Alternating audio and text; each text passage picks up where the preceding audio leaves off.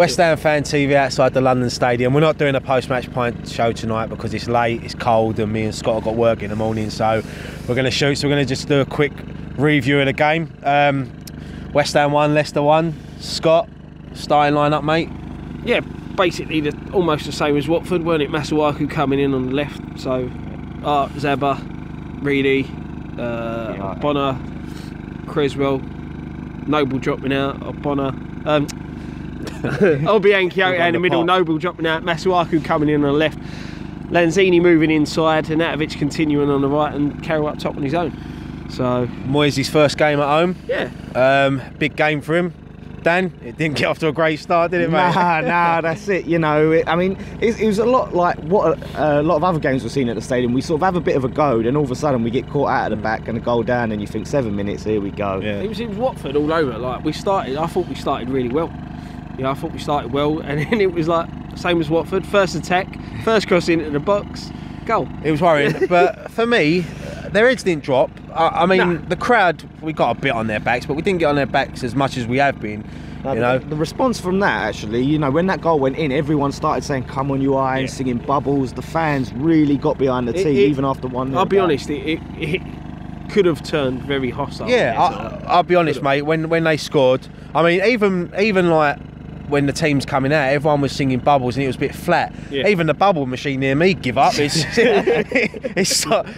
seemed like, you just think, oh, it's going to be one of them nights, but especially going 1-0 down, you think, oh, here we go, it's going to be really toxic, it's going to be the ball, like singing the ball songs, banners coming out, but there was none of that tonight. I think tonight the fans just, we got behind the players like we always do. Yeah, there was nothing, there was some singing towards the ball, but you know, everyone's allowed their opinion. Yeah. You know, and you can't criticise anyone for that. It's opinion. Everyone's allowed it. So, you know, but as a whole, I think every single person in that stadium tonight got on the side of the players. I think they went above and beyond this time, and that was one of the best atmospheres all season. Yeah, all season, amazing. That's probably the best atmosphere I've seen here since Tottenham at home last season. I totally agree with you. Totally agree. That's probably for Leicester as well, for a Leicester game, which just goes. I think it's the fans decided, you know, enough's enough. Let's play our part and get behind them. The fans reacted, right? Moyes come out and said we need the fans to get behind the players, right? The players have criticised us. We've criticised the players. Moyes said, look, we need everyone together.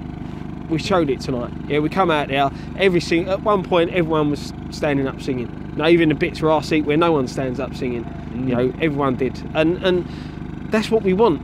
But when the players go and put a performance in, where they show a bit of art, they show a bit of skill. Knowing Karen Brady should ban us all now for standing. Yeah, but that's what I mean. They want a response from us as fans. We want a response from them as players, and I think we got that. Yeah, definitely. I mean, first half, I thought we controlled it. You know, Leicester had a couple of chances. I remember Vardy going through and hitting one across the heart, just wide. But then just before half time, massive goal for Cech, wasn't it? Yeah, that was the best time to score, is to get that goal before half time. Where I was sitting, I didn't. I see him, but did it take a deflection? It was going in anyway. It was definitely going in. Yeah, I was right in front. They didn't have a player on the post. But I mean, I think if we go into half time 1-0 down, I think it's a very different vibe and a different atmosphere, because people go after the half time beer going, oh, here we go. But now that really lifted everything. Didn't Schmeichel pull off a quality save? Was it a check header? I can't remember now. Or was it Ogbonna? Before the goal, we had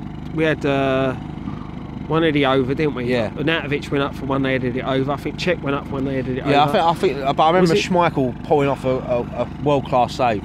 Might have been a Natovic. Yeah, I don't know. I can't remember. I can't remember that. Natovic did have a good game today, I thought. To be fair, with a lot of the criticism he's been getting, I think he had a good game. I'll be honest, that's the best goal he scored. Best game he's played in a West Ham shirt since we've had him. I think. He put a shift in against Watford, but well, now don't put his wallet away. He's going to get mugged now.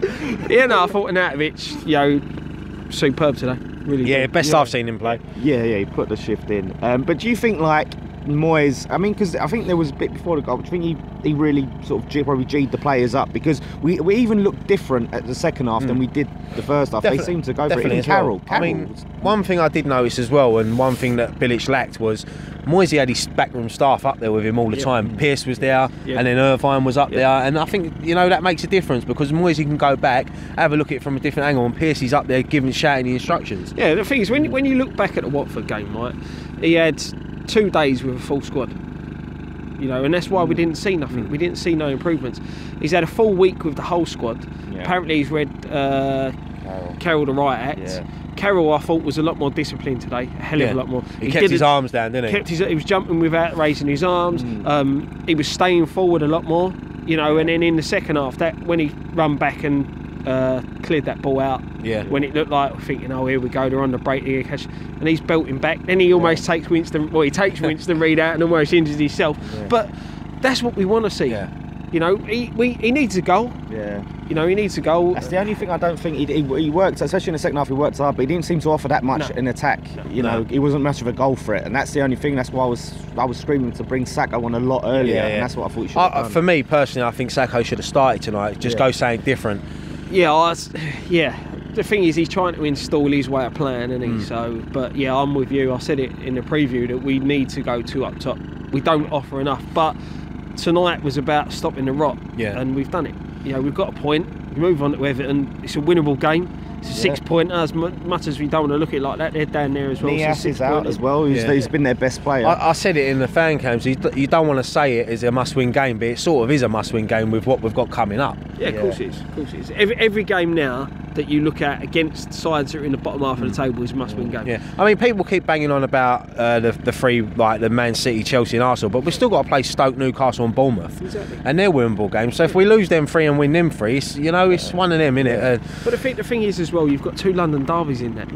You know, right? Last season, Arsenal rocked up here and smashed us. Chelsea didn't. No. So you know, Chelsea. And Chelsea went to Palace and lost. Exactly. Yeah, that's it. You don't know, but I mean, if you go in and you put performances like we did in the second half and you work your arse off, you might catch them out. So that's what we've got to go into. People were saying, like on the fan cams as well, that like, oh, we should be coming here beating Leicester tonight. But what I said to them, they don't realise is we didn't beat Leicester last season. We didn't beat them last season at Bowling. They're a tough team. I think Dom said it. You know, I said it in the preview. We haven't won in what's now 7 games against them. You know, they're not an easy outfit. They're sort of our bogey side at the minute. You know, because we haven't got anything from them since they come back up. And so you can't look at beating sides like this. Correct me if I'm wrong, but I believe that's the first point we've got from coming from behind. I don't think you are right. Most probably, mate. Yeah, that's a positive right there. Yeah. Exactly. Like you said though, before we started filming this, like there was a lot of positives on the fan cams. There was even coming out of the stadium, people weren't no screaming and shouting and slagging people off. It was all, you know, it was a spirited performance there tonight. Exactly, it's what we needed. You know, right? We didn't get the win. It's frustrating conceding to go early, but I thought we were a bit more comfortable at the back. You know, I wasn't panicking every time they come forward, which I was against Watford. So yeah, a lot of positives today. It's just some of the decision making and some of the passes and stuff like. I mean, that Reedy pass towards the end where he crosses it. That should have been on the penalty spot, not looking to get in the corner. The other one as well, where he nearly injured himself. You know, it weren't a moment to bring the ball out. It was a moment to roof it forward. But one thing I did notice as well was the fitness levels going into them even in the last 6 minutes. I mean, they were still, even Zabaleta, he was getting right down that wing to the touchline. He won a corner, didn't he, right at the end there. So obviously something's working. He's changed something. Yes, it seems to be paying off. So hopefully over time, like I said, he gets more time with him. We got Hernandez to come back. We've got Antonio to come back. Collins. Would you chuck him straight in on Wednesday? Probably not. Well, hang on. The reason I would is because I wouldn't start him against City.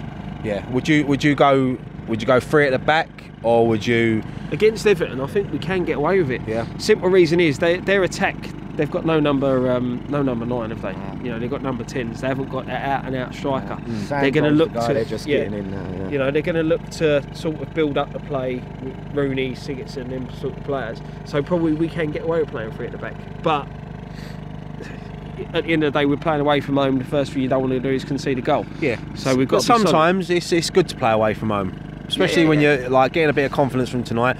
If we go to Everton and we go 1-0 up, the form they're in, you know, we know exactly how they feel. Yeah. You know, and then we could go there and like put 2 or 3 past them. But it's going to be tough. It's going to be tough. Every game, we said, every game's going to be an hard game. But that is one we really. If we can get a win now, this point is massive. Then 4 points from the 4 points out of games. them 2, definitely. Yeah. Oh, that's it. Anything to add, Dan? No, I'll just say that, you know, as long as we keep playing like that, it was with the Watford game, it weren't the result, it was the performance that really made me worry about relegation. But if we keep playing like that, and we might not pick up some points, but we keep working hard, then I think we might be all right. I think we should be okay. We stay up.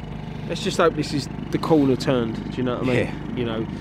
I mean, as fans, I mean, since we've been supporting them, I mean, we weren't around in the 50s, 60s, and were you 70s? 80s. Oh yeah, you sneaked in the 80s. But look, we've seen the bad times. We've been here before. You know, we was here a few years ago under Avram Grant. You know, we went down with a better side, in my opinion, than what we've got out there. We went down, you know, free with probably our best Premier League team of all time. You know what I mean? So it don't matter. It's, as long as we show some fight and we can get to January and Moisey can bring in a couple of his own signings, mix it up a bit, because I think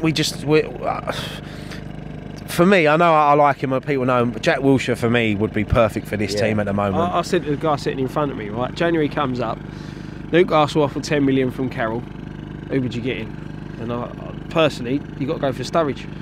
Yeah. Injury prone striker, yeah, but he's got pace. He wants to play. He wants to get in the world. Striker. But yeah, Carroll, isn't it? He's a better goal one. for it. But he wants to play to get in that England squad. Same as Wiltshire, wants game time. Even a loan deal, we're not a threat to Liverpool, are we? So loan him out to us. We're not a threat to him. So, but where would he want to come here? We need fighters, don't we? But he wants to play. Yeah. At the end of the day, we need a goal scorer.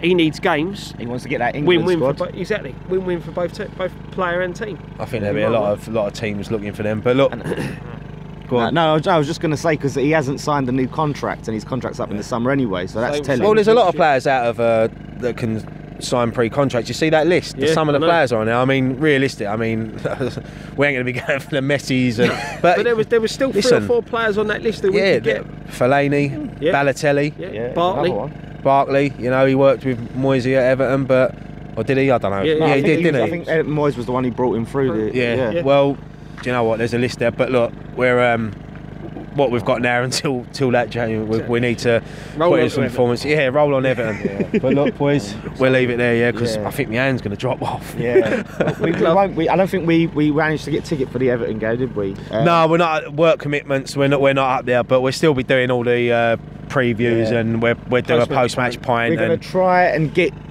watch with some of the Thames Ironwork boys and get some fan cams. Yeah, we'll get some fan reactions and they can send them to us and we'll upload them. But yeah, unfortunately, sometimes, I mean, as much as we want this to pay our living, we have to work, and it's that time of year and it can't get time off of work, unfortunately. I used all my holidays up for Vegas. Vegas. That's it. Look, we go up to Everton. Positive because we've got a point here. The rot stopped.